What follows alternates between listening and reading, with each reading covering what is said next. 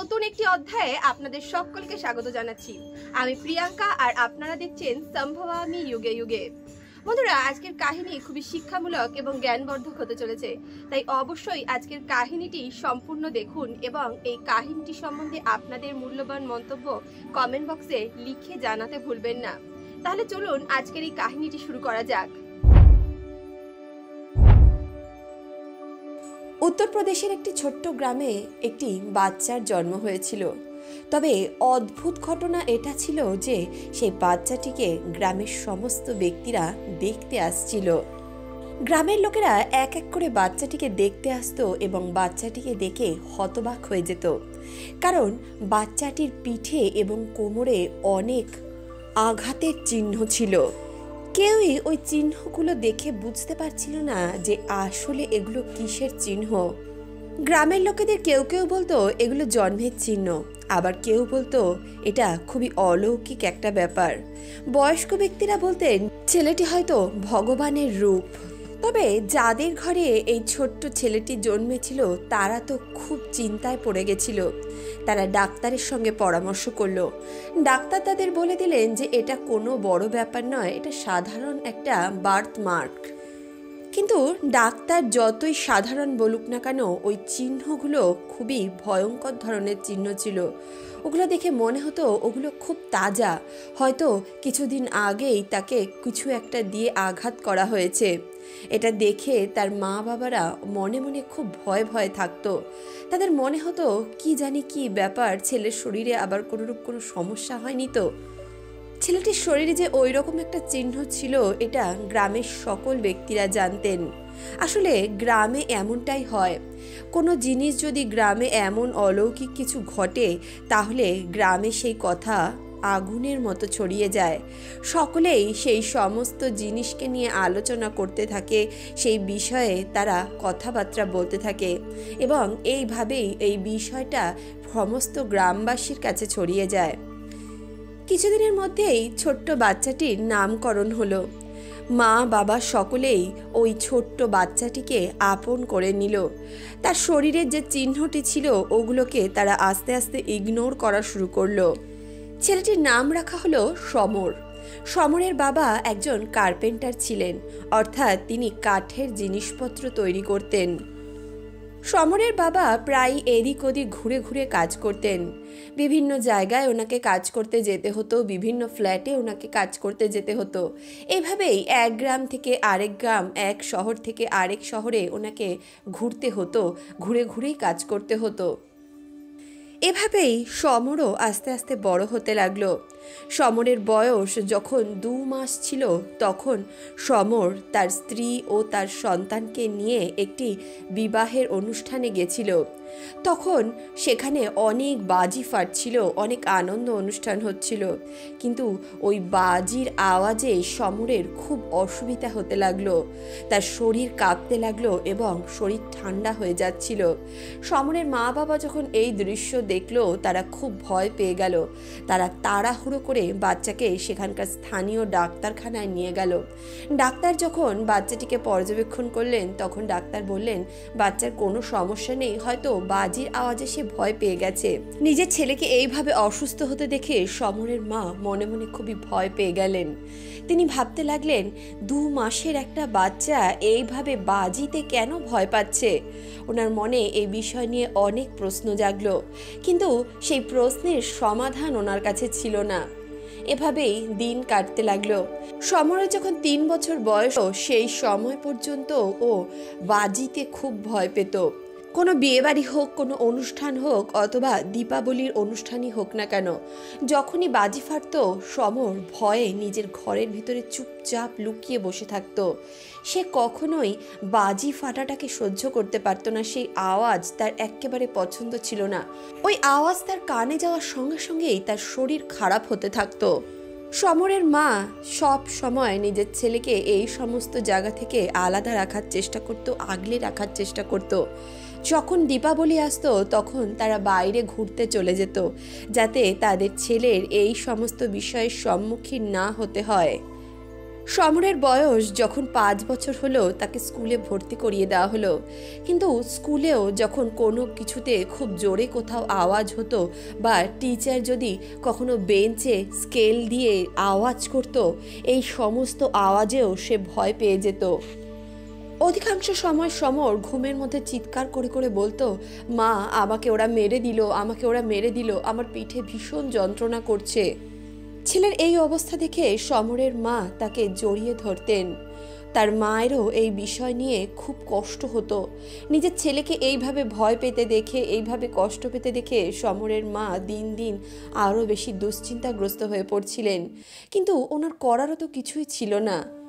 কখনো সমরের মা তাকে কোনো পণ্ডিতজির কাছে নিয়ে যেত, কখনো কোনো তান্ত্রিকের কাছে নিয়ে যেত, কখনো বা কোনো ওঝার কাছে নিয়ে যেত, আবার কখনো ডাক্তারের কাছেও নিয়ে যেত। সমরের মা নিজের ছেলেকে সুস্থ করার জন্য, তাকে একটু স্বস্তি দেওয়ার জন্য ঝাড় ফুঁক, ডাক্তার বদ্যি সব করে দেখে নিয়েছিল, কিন্তু কোনো কিছুতেই সমরের আরাম হচ্ছিল না। তারা যখনই ডাক্তারের কাছে যেত, এই বিষয় নিয়ে কথা বলতো, ডাক্তার চেক আপ করে তাকে নর্মাল বলে দিত, বলতো ওর শরীরে কোনোরূপ কোনো সমস্যা নেই। এভাবেই দেখতে দেখতে যখন সমরের বয়স 9 বছর হলো, তখন ঘটল তার জীবনে একটি ভয়ঙ্কর ঘটনা। বন্ধুরা, সমরের বাবা একজন কার্পেন্টার ছিলেন। তার কাজ করার জন্যে এক গ্রাম থেকে অন্য গ্রামে যেতে হতো। হঠাৎই একদিন সকালবেলা সমর নিজের বাবাকে বলতে লাগলো, বাবা আমি তোমার সঙ্গে আজকে তোমার কাজে যাব। আসলে তখন ঠান্ডার সময় ছিল আর সমরের আজ ঘুম থেকে উঠতে অনেক দেরি হয়ে গেছিল, তাই সে সকাল সকাল স্কুলটা মিস করে ফেলেছিল। সারা দিন বাড়িতে বসে বসে সে বোর হয়ে যেত। এমনটা ভেবেই সে তার বাবাকে বলতে লাগলো, বাবা তুমি যেখানে যাচ্ছ আমাকে নিয়ে চলো না, আমি তোমাকে একটুও বিরক্ত করব না, আমি তোমার পাশে বসে বসে তোমার কাজ দেখব। যখন সমর এইভাবে তার বাবাকে বলতে লাগলো, কান্নাকাটি করতে লাগলো, তখন তার বাবাও তাকে নিয়ে যেতে রাজি হয়ে গেল। সমরের বাবা তার মাকে বলল, আজকে ওর জন্য 2টো রুটি বেশি প্যাক করে দাও, আমি আজকে ওকে আমার সঙ্গে আমার কাজের জায়গায় নিয়ে যাব, ও তো একটু দেখুক যে ওর বাবা কি কাজ করে, কোথায় কাজ করে। সমরের মা তখন সমরের জন্য 2টো রুটি এক্সট্রা প্যাক করে দিলেন এবং সমর আর সমরের বাবা ঘর থেকে তাদের কাজের উদ্দেশ্যে রওনা দিয়ে দিল। তারা যখন নিজেদের কাজের জায়গায় পৌঁছলো, তখন সমরের বাবা তাকে বলতে লাগলো, আচ্ছা তুই এখানে একটু বস, আমি তোকে একটা ভালো দোকান থেকে চা এনে খাওয়াচ্ছি, সেই ব্যক্তি দারুণ চা বানায়, তুই যদি একবার ওই চা খাস তাহলে তোর খুব ভালো লাগবে, একবার খেলে বারবার খেতে চাইবি। এমনটা বলেই সমরের বাবা সমরকে একটি বেঞ্চের মধ্যে বসতে বললেন এবং সেই চাওয়ালার কাছে চা নিতে চলে গেলেন। সমর চায়ের দোকানের পাশে রাখা ওই বেঞ্চের উপরে বসে পড়ল। সেখানে বসে বসেই সমর ওই চা বানানো ব্যক্তিটিকে ভালো করে দেখতে লাগলো। কিছুক্ষণ এইভাবেই সেই ব্যক্তিকে দেখার পর সমর আস্তে আস্তে সেই চায়ের দোকানদারের কাছে উঠে গিয়ে দাঁড়ালো এবং তাকে বলতে লাগলো, কিরে তুই এখানে চা বিক্রি করছিস কেন? তুই এই অবস্থায় কিভাবে আসলি? আমাদের কাছে তো অনেক জমি জমা আছে, তাহলে তুই এইভাবে এখানে চা বিক্রি করছিস? তোর এত খারাপ দিন পড়ে গেল যে তোকে চা বিক্রি করতে হচ্ছে? সমরকে এইভাবে কথা বলতে দেখে সমরের পিতা তাকে বলতে লাগলো, তুই কি কথাবার্তা বলছিস?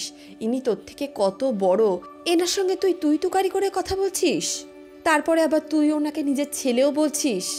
এই সমস্ত কথা বলা একদমই ভালো নয়। তুই যদি এমন করিস তাহলে কিন্তু আমি তোকে কখনো আমার সঙ্গে কোথাও আনবো না, আর বাড়িতে গিয়ে তোর মাকে সব বলে দেবো। তখনই সমর বলতে লাগলো, না বাবা তুমি এগুলো কিচ্ছু জানো না, ওই লোকটা আমারই ছেলে, আমি ওর বাবা। তখনই যেই ব্যক্তি চা বিক্রি করছিল সে সমরের দিকে তাকিয়ে হাসতে লাগলো আর সমরের বাবাকে বলল, আপনার ছেলে খুব চালাক, আমার মতো এত বড় একজন ব্যক্তিকে নিজের ছেলে বানিয়ে নিল। এমনটা বলে সে চা বিক্রেতা সমরের কাঁধে হাত দিয়ে তার পিঠ চাপড়াতে লাগলো। তখনই সমর ওই ব্যক্তির হাতটা নিজের কাঁধের থেকে সরিয়ে বলল, তোমার মা আরতি কেমন আছে? সমরের মুখ থেকে একথা শুনে চা বিক্রেতা অবাক হয়ে গেল। সে বলতে লাগলো, আমার মায়ের নাম তুমি কি করে জানলে? তুমি কি আমার মাকে চেনো? কিন্তু সেটা কিভাবে সম্ভব? আমি তো তোমাকে এর আগে কখনোই এখানে দেখিনি। এদিকে সমরের মুখে এই কথা শুনে সমরের বাবাও অবাক হয়ে গেছিল। সেও বলতে লাগলো, সমর, তুমি এই সমস্ত কথা কেন বলছো?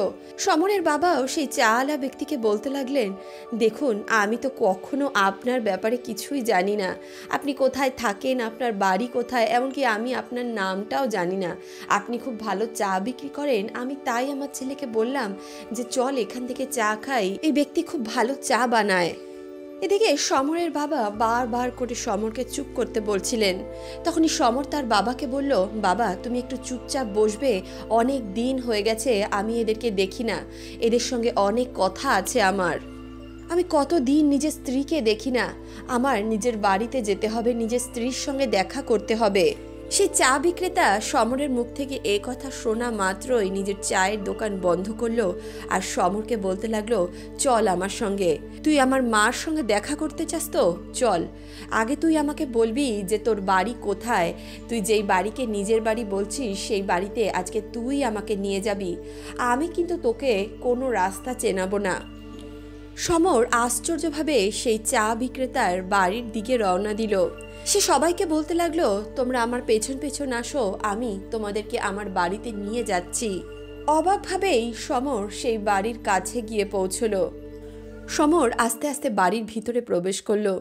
বাড়িটি বেশ ভালোই ছিল, কোনো কিছুর কোনো অভাব ছিল না। ঘরের ভিতর এক মহিলা বসেছিলেন। সে মহিলা একটি ছোট্ট চৌকির উপরে বসে উল দিয়ে কিছু একটা বানাচ্ছিলেন। সমর সে মহিলার পাশে গিয়ে বসে পড়ল আর সেই মহিলাকে বলতে লাগলো, আরতি, কেমন আছো? এদিকে সেই মহিলা এই কথা শুনে অবাক হয়ে গেল, কারণ একটা ছোট্ট 9 বছরের ছেলে এইভাবে তার নাম ধরে ডাকছে। এছাড়াও সে এই ছোট্ট বাচ্চাটিকে এর আগে কখনোই দেখেনি, সে এই বাচ্চাটিকে চেনে না। এইভাবে হঠাৎ করে একটি বাচ্চা তার ঘরে ঢুকে তার নাম ধরে ডাকতে শুরু করেছে, এই বিষয়টা তার কাছে খুব অবাক লাগছিল। আরতি দেবী বলতে লাগলেন, তুমি কে আর তুমি আমার নাম কিভাবে জানলে? তুমি এখানেই বা কোথা থেকে আসলে? তখনই সমর বলল, আরতি, নিজের স্বামীকে ভুলে গেছো? আর ভুলবে নাই বা কেন? যেই স্বামীকে নিজের হাতে মেরেছ সেই স্বামীর কথা কি আর মনে রাখবে তুমি? তুমিও তো তার সঙ্গে মিলে আমাকে গুলি মেরেছিলে। এদিকে আরতি দেবী যখন এ কথা শুনল, তার হাতে থাকা সেই উল কাটা মাটিতে পড়ে গেল। আরতি দেবী খাটের থেকে উঠে দাঁড়ালেন। ওনার মাথায় বিন্দু বিন্দু ঘাম জমে গেছিল। শাড়ির আঁচল দিয়ে নিজের মাথার ঘাম মুছে তিনি সমরকে বলতে লাগলেন, তুমি এই সমস্ত কথা কেন বলছো? আমার স্বামী মারা গেছে, প্রায় 12 বছর হয়ে গেছে। এদিকে সেই চা বিক্রেতা এই সমস্ত দৃশ্য দেখে অবাক হয়ে যাচ্ছিল। তখনই সমর তাকে বলতে লাগলো, এখনো আরো অনেক ঘটনা তোমার দেখা বাকি আছে। এদিকে আরতি দেবী এই সমস্ত দৃশ্য দেখে খুবই চিৎকার চেঁচামেচি করতে লাগলেন। তিনি সমরের বাবাকে বললেন, তোমার এত বড় ক্ষমতা কিভাবে হয়? তুমি আমার বাড়িতে নিজের বাচ্চাকে নিয়ে এসে ঝগড়াঝাটি করছো, আমাকে অপমান করার চেষ্টা করছো। তখনই সমর বলল, চুপ করে থাক, চুপ করে বসে থাক ওখানে। আমি তোকে কোনরূপ কোনো খারাপ কথা বলছি না, যেটা সত্যি আমি সেটাই বলছি। আমার বাবার সঙ্গে খারাপ ব্যবহার করার চেষ্টা করবি না। তখনই সমর সেই চা বিক্রেতাকে বলতে লাগলো, তোমার বাবার নাম নিশ্চয়ই ভোলা। আমি নিশ্চয়ই তোমার বাবার নামটা ঠিক বলেছি। চা বিক্রেতা যখন সমরের মুখ থেকে নিজের বাবার নাম শুনল, সে আরও বেশি অবাক হয়ে গেল, কারণ সত্যিই তার বাবার নাম ভোলা ছিল। এদিকে আরতি দেবী যখন নিজের স্বামীর নাম সমরের মুখ থেকে শুনল, তার হাত পা যেন ঠান্ডা হয়ে গেল। সে এই ঘটনা বিশ্বাস করতে পারছিল না। সমর বলতে লাগলো, 32 বছর বয়সে আমার মৃত্যু হয়েছিল। তখন তোমার বয়স 12 বছর ছিল। তুমি যখন স্কুলে যেতে তখন তোমার মা তার প্রেমিকের সঙ্গে বাড়িতে আনন্দ ফুর্তি করত। আর আমি যখন এই সমস্ত কিছু জেনে গেছিলাম, তখন তারা দুজনে মিলে আমাকে এই পৃথিবী থেকে সরিয়ে দেয়। কিছুক্ষণের মধ্যেই বাড়িতে কোলাহলের সৃষ্টি হয়ে গেল। আস্তে আস্তে পাড়া প্রতিবেশীরা জড়ো হতে লাগলো এবং দেখতে দেখতেই গ্রামের সকল ব্যক্তিরা সেখানে একসঙ্গে জড়ো হয়ে গেল এবং ওই 9 বছরের ছোট্ট ছেলেটির এই সমস্ত কথা শুনতে লাগলো। তারা সকলেই অবাক ছিল। 9 বছরের একটা ছোট্ট ছেলে কিভাবে এত বড় বড় কথা বলছে, আর যার সম্বন্ধে কথা বলছে তার সমস্ত তথ্য সে একেবারে ঠিকঠাক বলছে। সে কোথায় থাকতো, তার নাম কি, তার পরিচয় কি, সমস্ত কিছু সে একেবারে ঠিকঠাক করে বলছিল। আস্তে আস্তে সমর আরও অনেক রহস্যজনক ঘটনার উন্মোচন করতে লাগলো। সমর চিৎকার করে আরতিকে বলতে লাগলো, আরতি, আমি তোমাকে বিশ্বাস করেছিলাম। সেদিন সন্ধ্যায় তুমি যখন আমাকে ওই নির্জন স্থানে ডেকেছিলে, আমি কিন্তু দুবার ভাবিনি তোমার সঙ্গে দেখা করতে যাওয়ার জন্য, কিন্তু সেখানে তুমি আর তোমার প্রেমিক মিলে আমাকে গুলি করে মেরেছিলে। তারপর তোমরা দুজনে মিলে আমাকে ওই পুকুরেই ফেলে দাও, যে পুকুরের সামনে দাঁড়িয়ে তোমরা আমাকে ওইভাবে হত্যা করেছিলে। সমরের মুখে এই সমস্ত কথা শুনে আরতি দেবীর যেন পায়ের তলার মাটি সরে গেল। উনি কি করবেন, কি বলবেন, কিছুই বুঝে উঠতে পারছিলেন না। কিছুক্ষণের মধ্যেই সমরের পিতা সেখানকার স্থানীয় পুলিশকে খবর দিল এবং সেখানে স্থানীয় পুলিশ অফিসার পৌঁছলো। সমর পুলিশকে নিজের পূর্বজন্মের সমস্ত ঘটনা বিস্তারিত জানালো। এদিকে পুলিশ যখন সমরের মুখ থেকে একথা শুনল, তারা কোনোভাবেই সমরকে বিশ্বাস করতে পারছিল না। তখনই সেই পুকুরে খোঁজ লাগানো হলো। সেই পুকুরে 10 বছর পুরনো একটি প্লাস্টিকে মোড়ানো ব্যাগ পাওয়া গেল এবং তার মধ্যেই একটি কঙ্কালও পাওয়া গেল। এই দৃশ্য দেখে গ্রামের সকল ব্যক্তিরা অবাক হয়ে গেল। যখন সেই কঙ্কালটার পোস্টমর্টম করা হলো, সেই কঙ্কালের পিঠে গুলির আঘাত পাওয়া গেল, আর সেই চিহ্ন সমর এখনো নিজের পিঠে বহন করছে। সমরের ছেলে এই সমস্ত দৃশ্য দেখে নিজের মাকে ক্ষমা করতে পারল না এবং নিজের মা এবং তার প্রেমিককে যথার্থ শাস্তি দিল। পরবর্তীতে সমর নিজের বাবার সঙ্গে নিজের বাড়িতে, নিজের গ্রামে ফিরে গেল। অনেকেই সমরের ইন্টারভিউ নিতে এসেছিল। সমরের কথা টিভিতে, নিউজপেপারে এবং সোশ্যাল মিডিয়ায় ভাইরাল হয়েছিল। বন্ধুরা, অনেকে ঈশ্বরে বিশ্বাস করে না, পুনর্জন্মে বিশ্বাস করে না, কিন্তু এই ধরনের ঘটনা যখন আমাদের সামনে আসে তখন কিন্তু আমরা এই সকল ঘটনার উপর বিশ্বাস করতে বাধ্য হই। তাহলে বন্ধুরা, পুনর্জন্মের এই ঘটনা সম্বন্ধে আপনাদের কি মন্তব্য? সত্যি কি এমন ঘটনা ঘটে, নাকি এই সবই কাকতালীয়? নিজেদের মূল্যবান মন্তব্য কমেন্ট বক্সে অবশ্যই লিখে জানাবেন। তাহলে বন্ধুরা, আজকের এই কাহিনী, আজকের এই প্রসঙ্গ আপনাদের কেমন লাগলো কমেন্ট বক্সে অবশ্যই লিখে জানাবেন। ভিডিওটি ভালো লাগলে অবশ্যই ভিডিওটিতে একটি লাইক করবেন, বন্ধু বান্ধব আত্মীয় পরিজনের সঙ্গে ভিডিওটি শেয়ার করবেন। আপনারা আমাকে আমার ফেসবুক পেজেও ফলো করতে পারেন। এর জন্য আমি আমার ফেসবুক পেজের লিংক ডেসক্রিপশন বক্সে দিয়ে দেবো, আপনারা সেখান থেকে চেক করে নিতে পারেন। দেখা হচ্ছে নেক্সট ভিডিওতে। ততক্ষণের জন্য সুস্থ থাকুন, ভালো থাকুন।